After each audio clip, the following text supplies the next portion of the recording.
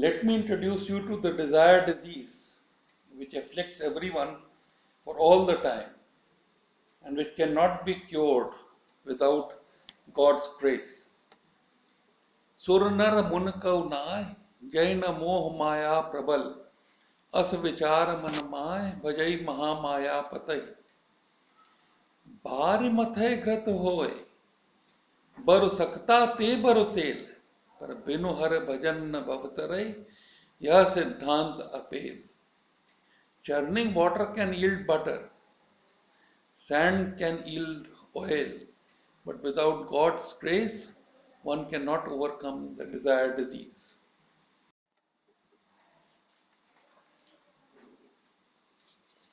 It is the moh, it is the desire to seek pleasure and avoid pain in the events of the world, which is called moh, which is the root of all disease.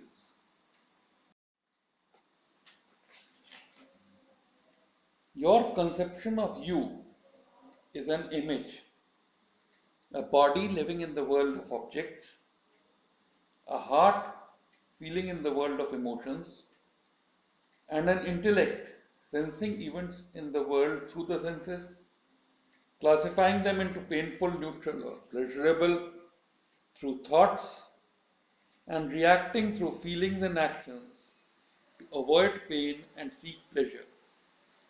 Nature reacts to these reactions to events by causing more events, and thus the cycle of karma and phala goes on and on throughout life and then life after life. Out of the interaction of the changing body, mind, and intellect with the changing world of objects, emotions, and thoughts, you seek changeless bliss and impossible ambition. Thus, what you seek, you never get. As the past comes into your consciousness, this failure to achieve what you desire causes regret, and the fear of regret is stress or anxiety. But sometimes, with the grace of God, a, or a strong kick from the world, or fellowship with some saints who are the people who are aware of the reality, you think, what if I am not this miserable time bound body? If this question ever comes into your mind, you should catch hold of it and try to search the answer in Gita about your true nature, beyond the power of sword and fire, beyond the power of water and winds, is the soul, everlasting, omnipresent, ever one. What if I am not the body, but the soul?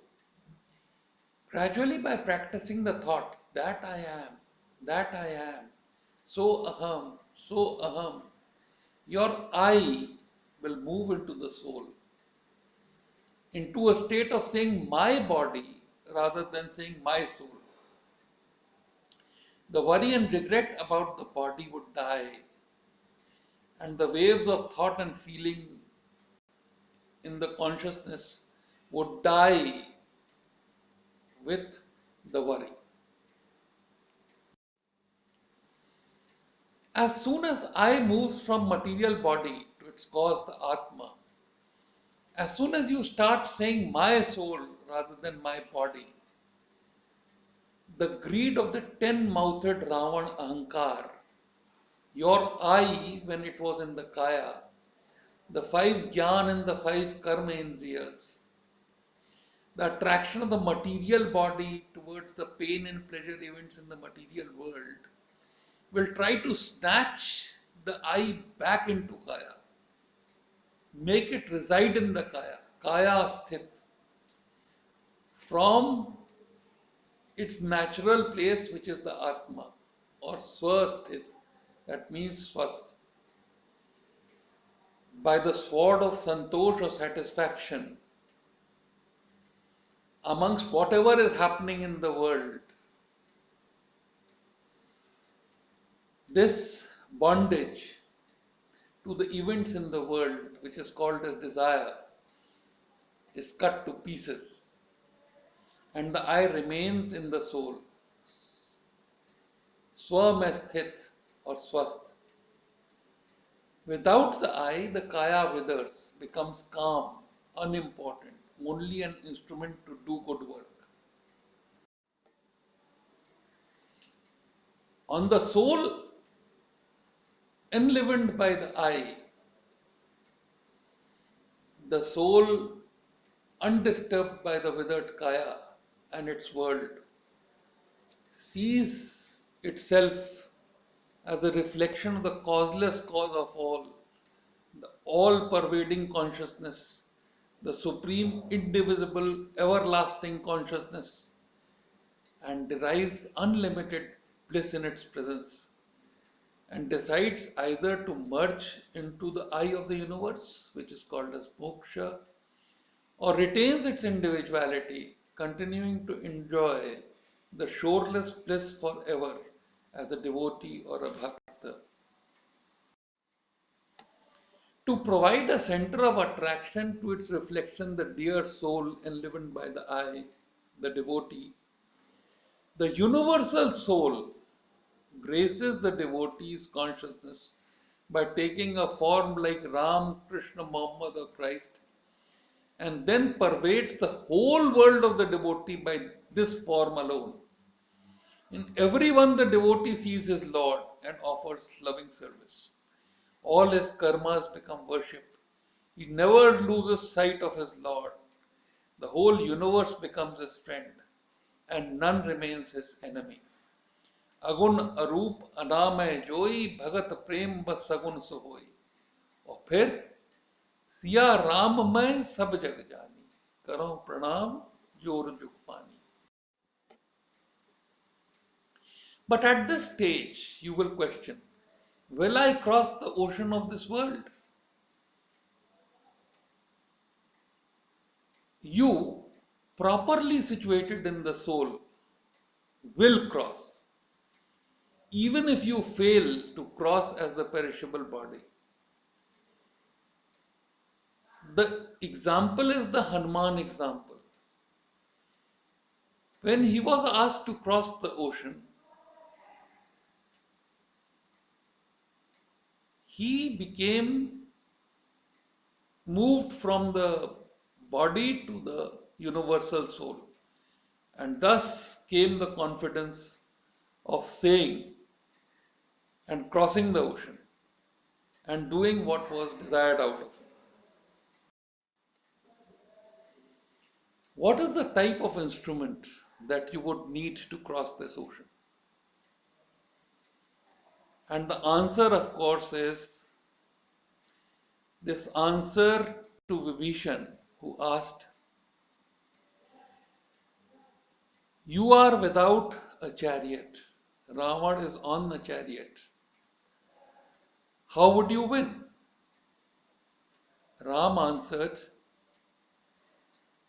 that bravery and patience are the wheels of this chariot.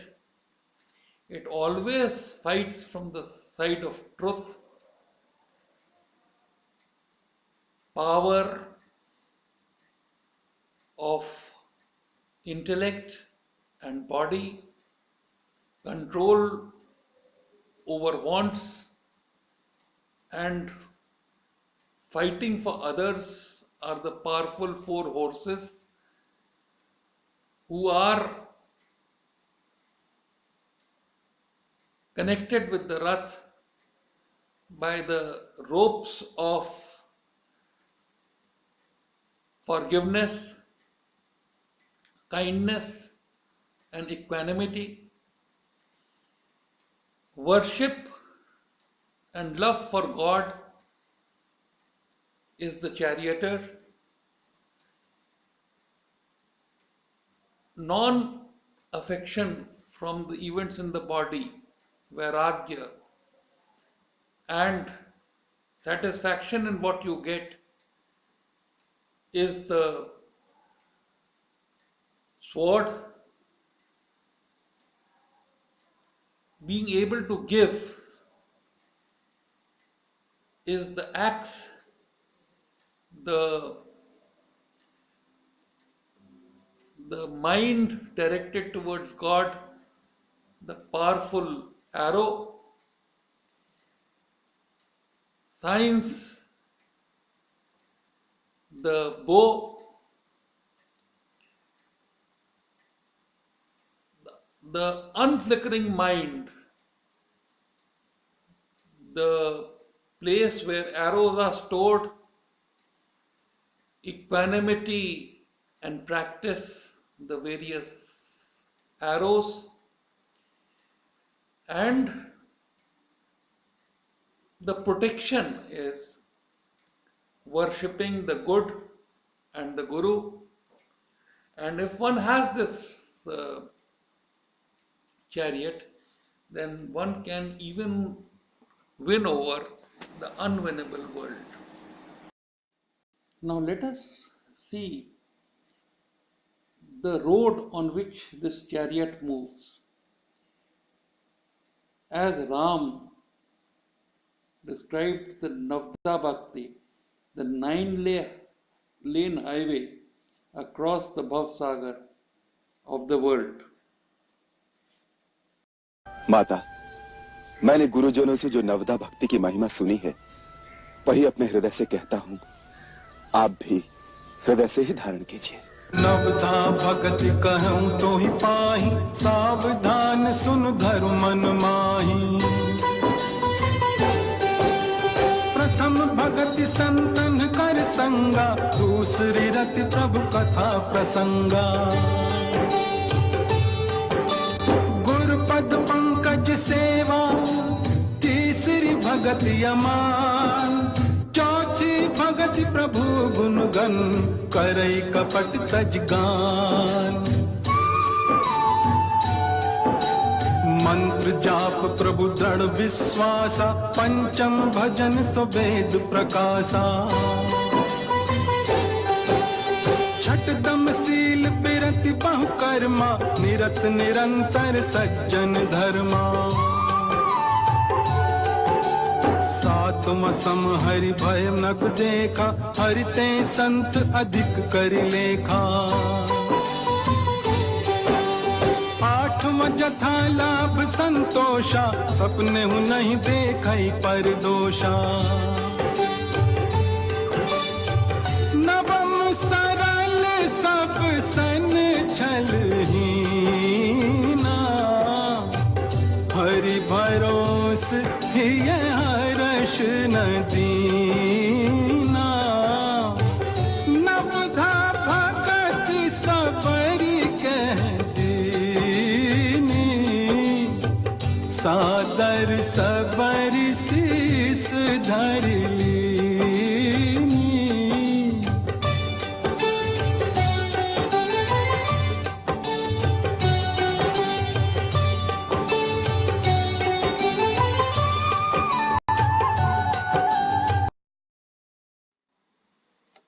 And how to make Allah the charioteer. This is in the first surah of Quran, which says that please guide me towards the right path. बिस्मिल्लाहिर्रहमानिर्रहीम, शुरू करता हूँ अल्लाह के नाम से जो रहमानों में रहीम है। अलहम्दुलिल्लाहि रब्बिल आलमीन, सारी तारीफें उस खुदा के नाम जो संसार का पालने वाला है। अर्रहमानिर्रहीम, मालिके यौमिद्दीन, जो रहमानों में रहीम है और क़यामत के दिन का मालिक है। इय्याक नअबुदु व इय्याक नस्तईन, हम तेरी ही इबादत करते हैं और तुझसे ही मदद चाहते हैं। ए दीन सिरातर मुस्तकीम, मुझे सीधे रास्ते चलने की हिदायत अता फरमा। सिरातल लजीना अन अमता अलैहिम गैरिल मग़ज़ूबे अलैहिम वल ज़ालिमीन, उन लोगों के रास्ते जिन्होंने तेरा रहम पाया, ना कि उनके जिन पे तेरा कहर आया. The Supreme Lord And said, when "My dear I Arjuna, because you are never envious of me, I shall impart to you this most secret wisdom, जब मैं knowing था which तब you हर shall be नहीं, relieved of all the अब miseries Hari है of मैं material नाहि. existence." Then this is how This knowledge is the king of education, the most secret of all secrets. It is the purest knowledge, and because it gives direct perception of the self by realization, it is the perfection of religion. It is everlasting, and it is joyfully performed. Those who are not faithful on the path of devotional service cannot attain me, O conqueror of foes, but return to birth and death in this material world. By me in my unmanifested form, this entire universe is pervaded. All beings are in me, but I am not in them. And yet everything that is created does not rest in me. Behold my mystic opulence. Although I am the maintainer of all living entities, and although I am everywhere, still myself is the very source of creation. As the mighty wind blowing everywhere always rests in ethereal space, know that in the same manner all beings rest in me. O son of Kunti, at the end of the millennium, every material manifestation enters into my nature. At the beginning of another millennium, by my potency, I again create. The whole cosmic order is under me. By my will it is manifested again and again, and by my will it is annihilated at the end. O Dhananjaya, all this work cannot bind me. I am ever detached, seated as though neutral. This material nature is working under my direction, O son of Kunti, and it is producing all moving and unmoving beings. By its rule, this manifestation is created and annihilated again and again. Fools deride me when I descend in the human form. They do not know my transcendental nature and my supreme dominion over all that be. Those who are thus bewildered are attracted by demoniac and atheistic views. In that deluded condition, their hopes for liberation, their fruitive activities, and their culture of knowledge are all defeated. O son of Pritha, those who are not deluded, the great souls, are under the protection of the divine nature. They are fully engaged in devotional service because they know me as the Supreme Personality of Godhead, original and inexhaustible. Always chanting my glories, endeavoring with great determination, bowing down before me, these great souls perpetually worship me with devotion. Others who are engaged in the cultivation of knowledge worship the Supreme Lord as the one without second, diverse in many and in the universal form. But it is I who am the ritual, I the sacrifice, the offering to the ancestors, the healing herb, the transcendental chant. I am the butter and the fire and the offering. I am the father of this universe, the mother, the support, and the grandsire. I am the object of knowledge, the purifier and the syllable Om. I am also the Rig, the Sama, and the Yajur Vedas. I am the goal, the sustainer, the master, the witness, the abode, the refuge, and the most dear friend. I am the creation and the annihilation, the basis of everything, the resting place, and the eternal seed. O Arjuna, I control heat, the rain, and the drought. I am immortality, and I am also death personified. Both being and non-being are in me. Those who study the Vedas and drink the Soma juice, seeking the heavenly planets, worship me indirectly. They take birth on the planet of Indra, where they enjoy godly delights. When they have thus enjoyed heavenly sense pleasure, they return to this mortal planet again. Thus, through the Vedic principles, they achieve only flickering happiness. But those who worship me with devotion, meditating on my transcendental form, to them I carry what they lack and preserve what they have. Whatever a man may sacrifice to other gods, O son of Kunti, is really meant for me alone, but it is offered without true understanding.